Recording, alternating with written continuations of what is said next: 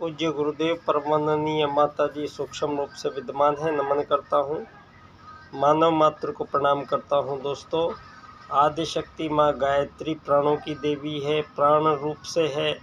उन प्राणों को हम बारंबार नमन करते हैं जिनके कारण हमारा जीवन है।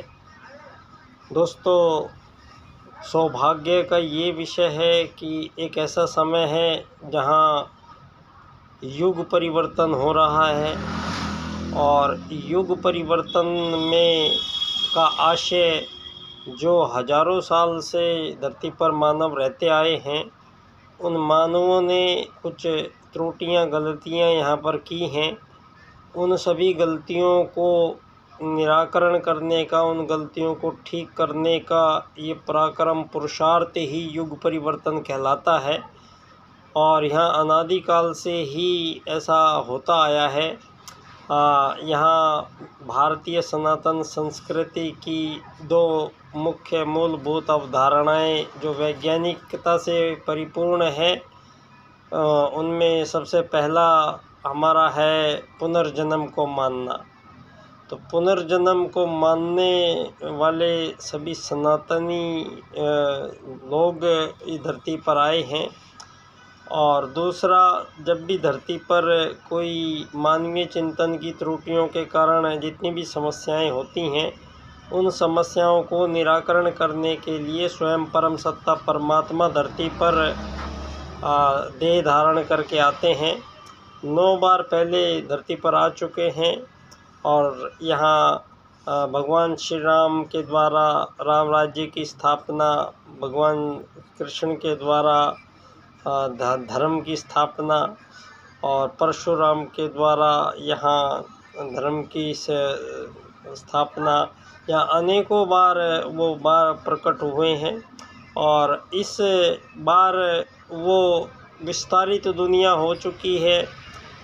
दुनिया बहुत बड़ी है और सारी दुनिया के बीच मतभेद भी बड़े हैं, मनभेद भी बड़े हैं और सभी मानवों के बीच सामंजस्यता का अभाव रहा है। और मनुष्य के बीच प्रतिस्पर्धात्मक जीवन प्रणाली मानवों के बीच इन 1000 वर्षों में आई है। और यहाँ कुछ इस प्रकार की जीवन पद्धतियों मानव के कारण यहाँ आई हैं जिनसे मानवों के बीच मानव वर्सेस मानव का पैटर्न लागू हो चुका है। और यहाँ मानवों के बीच ही धरती पर युद्ध, वध, शोषण, हत्याओं का एक लंबा सिलसिला चल रहा है। और इसका कारण रहा है मानवीय चिंतन की कुछ ऐसी प्रणालियों का उन्होंने ये प्रचलन प्रारंभ किया और उन गलतियों को दोहराते भर चले जा रहे हैं मानव। और इस पर चिंतन करने की किसी को फुर्सत नहीं हुई यहाँ। लेकिन अब ये युग परिवर्तन काल है, स्वयं महाकाल के हाथ में इस बार लाल मशाल है और अखंड दीपक की साक्षी में इस युग निर्माण योजना का संपूर्ण प्रारूप उस युग ऋषि ने हमारे समक्ष प्रस्तुत कर दिया है। उसी कड़ी में एक बहुत महत्वपूर्ण कार्य यहाँ संपन्न हुआ है। ये कार्य विश्व राजनीति के इस दौर की राजनीति जहाँ सारी दुनिया में आज़ाद, गुलाम, मालिक, नौकर और इन्हीं में बटी हुई विकसित, अति विकसित, अल्प विकसित, विकासशीलता की दुनिया, और न जाने कितने हिंदू, मुस्लिम, सिख, ईसाई, जैन, पारसी, यहूदी, बौद्ध, इतने प्रकार के धर्मों से मानवों के बीच विभाजन, और उसके बाद काले गोरे का भेद, उसके बाद पोशाकों का भेद, उसके बाद खान पान का भेद, उसके बाद SC ST जनरल OBC का भेद, और उससे भी बड़ा अमीर गरीब का भेद, मालिक नौकर का भेद। तो इतने विभेदों से मानव जीवन धरती पर इस पूंजीवाद की राजनीति के कारण संचालित किया जा रहा है। परिणाम एक ऐसी राजनीतिक व्यवस्था सारी दुनिया में फैला दी गई है जिसमें सबसे पहला झूठ मानवों को ये बोला गया है कि मानवों का जन्म मछली बंदर से होते हुए इंसान बने हैं। तो मानव को एक जानवर के समतुल्य एक शरीर मानकर इन 2500 वर्षों में विश्व राजनीति में बहुत बड़ा हेरफेर हुआ है।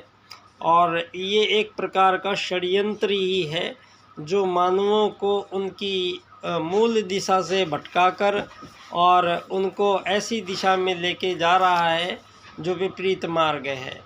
दोस्तों, अब युग परिवर्तन निश्चित है और युग परिवर्तन में सबसे पहले यदि मैं पिछले एपिसोड में हमने बात की थी कि हम उन कुछ महत्वपूर्ण बिंदुओं पर चर्चा करेंगे जो युग परिवर्तन में बदलने वाली है।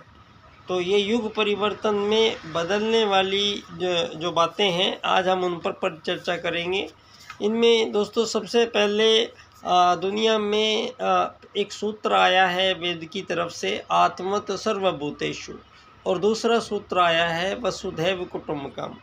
इन्हीं दो सूत्रों में सारे जीव जितने भी हैं, चाहे वो छोटा बड़ा, हाथी घोड़ा शेर मानव बकरी बैल बंदर मधुमक्खी चीते से तितली कौवे मगरमच्छ, चाहे कितने भी जीव हैं, ये सारे जीव दो ही वैदिक सूत्रों को अंतःकरण में धारण किए हुए हैं और इन्हीं दो वैदिक सूत्रों से अपने जीवन काल को हजारों लाखों करोड़ों वर्षों से मानवों के साथ साथ धरती पर रहते आए हैं और इनके जीवन क्रम में किसी भी प्रकार की कोई त्रुटि नहीं आई है, कोई समस्या नहीं पैदा हुई है।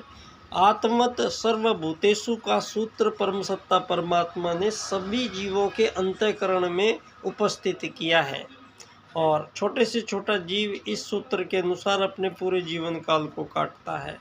वसुधैव कुटुम्बकम का वो सूत्र सारे संसार के संपूर्ण मानवों के बीच संपूर्ण विभाजन और विभेदों का समापन करता है और सारी मानव जाति को एक घोषित करता है और सारी धरती को उनका आश्रय स्थल घोषित करता है।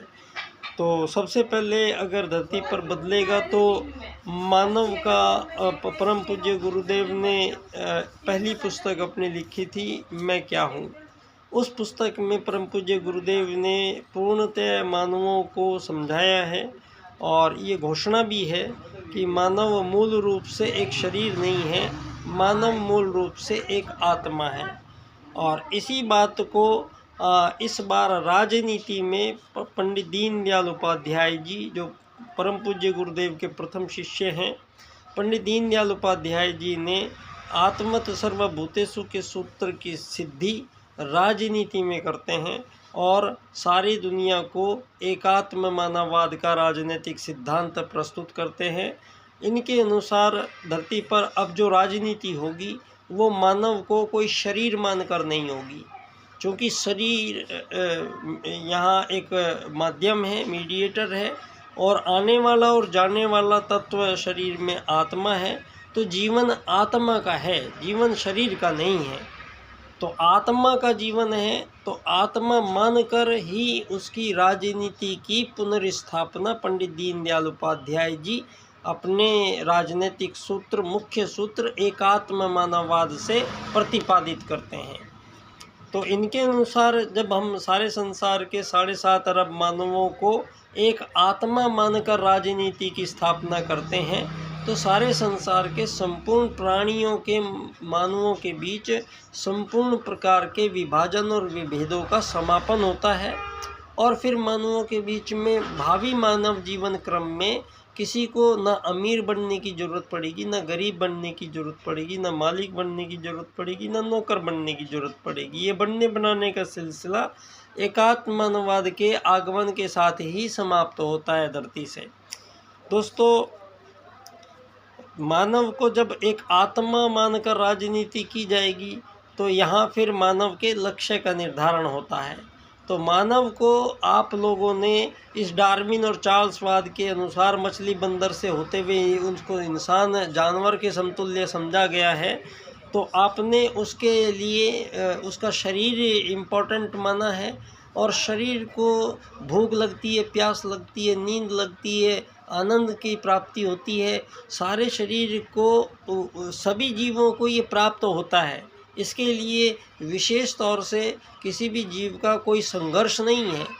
लेकिन यहाँ इस 2500 वर्षों में मानवों के बीच मानव को एक शरीर मानकर और मानव को फिर रोटी कपड़ा मकान चिकित्सा स्वास्थ्य सम्मान इन चीज़ों को लक्ष्य घोषित कर दिया गया और इन चीज़ों की प्राप्ति के लिए मानवों के बीच मानव वर्सेस मानव का संघर्ष प्रारंभ किया गया और इस तरीके से पश्चिम ने पूंजीवाद को जन्म दिया और ये पूंजीवाद सारी दुनिया में इसको आज़ाद और ग़ुलाम देशों के रूप में इसका इम्प्लीमेंट किया गया है। अब ये जो आज़ाद और ग़ुलाम मानवों के बीच की परिभाषा है ये 2500 साल से पहले नहीं था, ये शब्दावलियाँ यहाँ पर नहीं थी। यहाँ पर रोज़गार बेरोज़गार कोई पद्धतियाँ कोई यहाँ पर हमारे वैदिक मूल्यों में नहीं है इनका समावेश। ये जितनी भी त्रुटियाँ आई हैं ये पंडित दीनदयाल उपाध्याय जी अपने दूसरे राजनीतिक सूत्र अर्थायाम से स्पष्ट करते हैं और कहते हैं कि मानव को धरती पर धन की कमी नहीं होनी चाहिए। अगर धन की कमी होती है क्योंकि धन कृत्रिम रूप से बनाया गया है, अगर किसी भी मानव को धन की वजह से यहाँ धरती पर परेशानियाँ झेलनी पड़ती है तो ये मानवता पर कलंक है। तो ये नहीं होगा अर्थायाम के सूत्र से और ना ही धन की कमी होगी किसी के पास और ना धन की अधिकता होगी। एक ऐसी राजनीतिक पद्धति पंडित दीनदयाल उपाध्याय जी अपने राजनीतिक सूत्र अर्थायाम आधारित एकात्मवाद की राजनीति से स्पष्ट करते हैं। तो ये दो मुख्य बातें हैं और जो मूल रूप से बदलने वाली है, मानव का परिचय और मानव का उद्देश्य। और ये आत्मत सर्वभूतेषु और वसुधैव कुटुम्बकम का मिलान के रूप में ये सिद्धि होगी। बहुत बहुत धन्यवाद बच्चा डॉक्टर।